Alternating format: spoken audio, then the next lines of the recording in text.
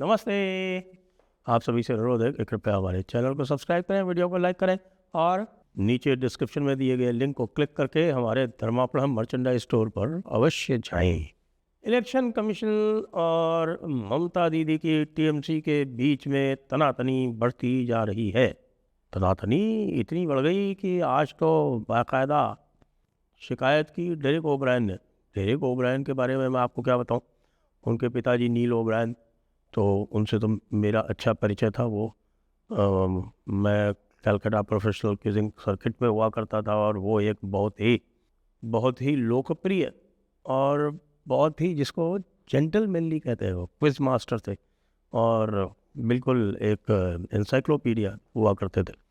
और उनका जो लेसर ऑफस्प्रिंग वो ये डेरेक हुआ करता है, कपूत। तो वो कपूत आज जाके इलेक्शन कमीशन से मिल गया और फिर बाद में बाहर आके कहता है कि इलेक्शन कमीशन ने उसको गेट लॉस्ट कह दिया। गेट लॉस्ट मतलब गेट आउट ही होता है, वे निकल जाए यहाँ से। तो मज़े की बात यह है कि इन सब हरकतों का इलेक्शन कमीशन पर कोई प्रभाव नहीं पड़ रहा है। मैं अभी आपको बताता हूँ कि उन्होंने ट्वीट करके क्या कहा, लेकिन ट्वीट करके जो कुछ कहा उसके पहले जो समाचार है वो अत्यंत महत्वपूर्ण है। वो समाचार ये है कि साहब 150 company central armed police forces की और भेजी जा रही हैं बंगाल में। अच्छा, इस बार और भी समस्या है। समस्या ये है कि ऊपर बैठे हुए हमारे जो सीईओ साहब है पश्चिम बंगाल के, मनोज अग्रवाल जी जो है वो पूरी तरह से निष्पक्ष हैं और उन पर ममता दीदी का कोई असर नहीं पड़ता है। एक तो जून में उनका रिटायरमेंट है, तो ममता दीदी क्या ही उखाड़ देगी, उनकी पेंशन तो रोक नहीं सकती। तो मनोज अग्रवाल जी जो है वो पूरी धमाकेदार बैटिंग कर रहे हैं, जो सीईओ है, chief electoral officer West Bengal. और पूरी सख्ती से सारे सुपरिटेंडेंट ऑफ पुलिस को निर्देश है कि सीएपीएफ का डिप्लॉयमेंट होगा और सीएपीएफ का डिप्लॉयमेंट जो है वो लगातार सीईओ ऑफिस से चेक किया जा रहा है। तो इसलिए पहले ये हुआ करता था कि भाई आती थी सीएपीएफ और उसको इधर उधर बैठा दिया जाता था या उसको उपयोग में नहीं लाया जाता था, आगे पुलिस को रखा जाता था। लेकिन अब मामला उल्टा है। क्यों? अब आता हूँ मैं उस ट्वीट के ऊपर। और उस ट्वीट से ये जो 2550 कंपनी अभी तक लगाई गई है उनकी बताता हूँ। 2550 कंपनी का मतलब आप इनको 100 से गुणा कर लीजिए। 100 से यदि आप इनको गुणा करेंगे तो आपको पता चलेगा कि 2,55,000 फोर्स जो है सीएपीएफ वो पश्चिम बंगाल में पहुंच चुकी है। और 2,55,000 का फोर्स का मतलब हुआ कि पश्चिम बंगाल की जो टोटल पुलिस फोर्स है वो 1.5 लाख के आसपास है, उससे लगभग 70% अधिक इतनी पुलिस फोर्स वहाँ मौजूद है। और इस बार डिप्लॉयमेंट भी इफ़ेक्टिव इसलिए होगा क्योंकि पहले क्या होता था कि कंपनीज कम होती थी, फेज़ ज़्यादा होते थे और कंपनीज को फिर अलग अलग सेक्शन में, हाफ सेक्शन में बांट के उनको डिप्लॉय किया जाता है और चुनाव समाप्त होते ही फिर भागदौड़ होती है कि अगले फेज़ के लिए जो डिप्लॉयमेंट है वहाँ चलो। इस बार काफ़ी मौज है। मौज इसलिए है कि भाई एक डिप्लॉयमेंट और उसके बाद अगला डिप्लॉयमेंट, इससे ज़्यादा कुछ नहीं है। और ये भी है कि स्टैगर्ड डिप्लॉयमेंट भी हो सकता है कि बहुत सारी जो कंपनीज हैं उनको ऐसे स्थानों पर पहले से ही भेज दिया जाए, पहले से भेजा जा रहा है। जैसे सेकेंड फेज़ के जो है वहाँ पर भी सीएपीएफ जो है वो तैनाती हो रही है। और हो सकता है कि अभी तो भाई ये तो पूरे 15 दिन बाकी हैं पहले फेज़ में, तो और भी आ सकती हैं जो असम से फ्री होंगी कंपनीज। तो असम में जो कंपनीज लगा रखी हैं तो एक फेज़ में ही वहाँ चुनाव हो रहा है, तो असम से जो फ्री होंगी कंपनीज वो भी बंगाल में ही आ जाएंगी। तो 2.5 लाख से ऊपर सीएपीएफ है। और उसके ऊपर से तुर्रा ये कि डेरेक ओब्रायन जो मिलने गए थे और मिलने के बाद बताते हैं केवल 7 मिनट मीटिंग चली और 7 मिनट के बाद वो बाहर निकल आए। इलेक्शन कमीशन का कहना है कि वो वहाँ पर बड़े बदतमीजी से बात कर रहे थे और जब उनकी बातों का उत्तर देना आरंभ किया chief election commissioner Gyanesh Kumar ने, तो वो वहाँ से निकल गए। उन्होंने कहा कि हम सुनने नहीं आए, हम केवल सुनाने आए। और बाद में बाहर आके जैसे करते हैं अक्सर झूठ बोलते हैं, वो कहा आके कि साहब कि उन्होंने हमको कह दिया गेट लॉस्ट। चलिए वो हुआ या नहीं हुआ, लेकिन जो इलेक्शन कमीशन ने जो ट्वीट किया वो बड़ा इंटरेस्टिंग था। उन्होंने कहा कि भाई तृणमूल कांग्रेस को संबोधित करके कहा कि भाई हम ये इंश्योर करेंगे कि इस बार जो भी चुनाव होगा उसमें there will be no fear, no violence, हिंसा नहीं होगी, फिर नो इंटिमिडेशन, धमकाने का काम नहीं होगा, नो इंड्यूसमेंट, कोई प्रलोभन भी नहीं होगा, फिर नो छापा। छापा समझते हैं क्या होता है?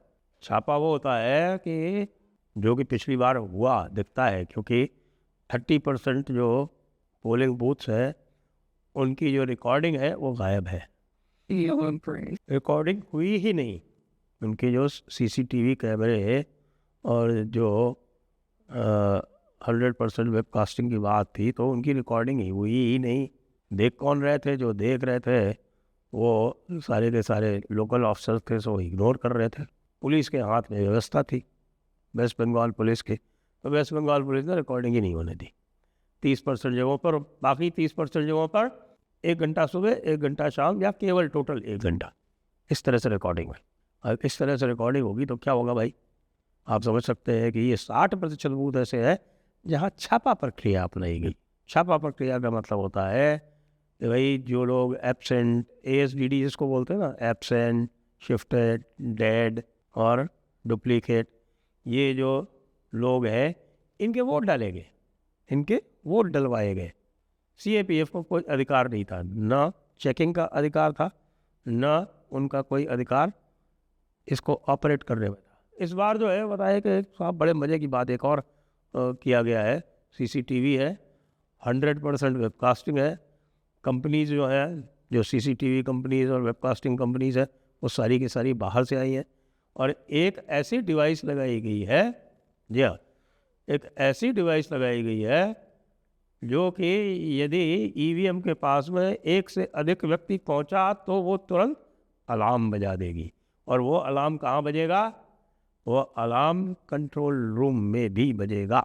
तो हमारे जो पोलिंग ऑफिसर साहब है ना, जो तृणमूल से अगर मान लीजिए पोलिंग पार्टी एक दिन पहले पहुंच जाती है तो कई बार जो है और समझौता हो जाता है, खाना खर्चा मिल जाता है और सब हो जाता है, सेटिंग हो जाती है। लेकिन अब जो है ये सेटिंग पूरी तरह से डिसरप्ट कर दी गई है। सेटिंग करेंगे भी तो कुछ नहीं कर पाएंगे। फिर नो छापा, तो ये छापे के प्रक्रिया जो है ये हो गई पूरी तरह से समाप्त। फिर नो बूथ जैमिंग, बूथ को जैम नहीं करने दिया जाएगा, बूथ को जैम नहीं करने दिया जाएगा, इसलिए CAPF की भी ड्यूटी लगाई जा रही है साथ में। अभी तक ये था कि साहब के पुलिस फोर्स जो थी वही अंदर रहती थी। अब पुलिस फोर्स जो है वो 200 मीटर्स बाहर रहेगी, आउटर रिंग में रहेगी और इनर रिंग में CAPF रहेगी और चेकिंग भी CAPF करेगी। और उसके लिए CAPF ने, आपने देखा होगा कि 2 दिन पहले महुआ मित्रा ने बड़ा हंगामा किया था कि देखिए ये BSF वाले जो है इन्होंने कहा है कि एक पुरुष एक महिला होनी चाहिए हर हाफ सेक्शन में, हर बूथ पर, और वो महिला जो है वो और पुरुष एक एक जो है वो चेकिंग करेंगे।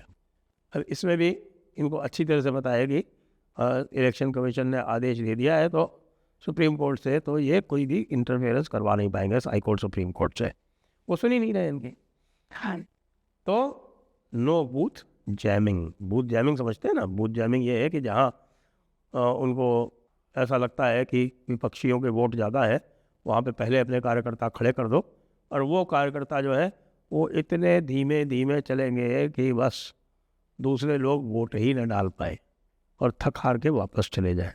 वो वोट जैमिंग भी नहीं करने, बूथ जैमिंग भी नहीं करने दिया जाएगा। और एक नया टर्म लाया गया, सोर्स जैमिंग।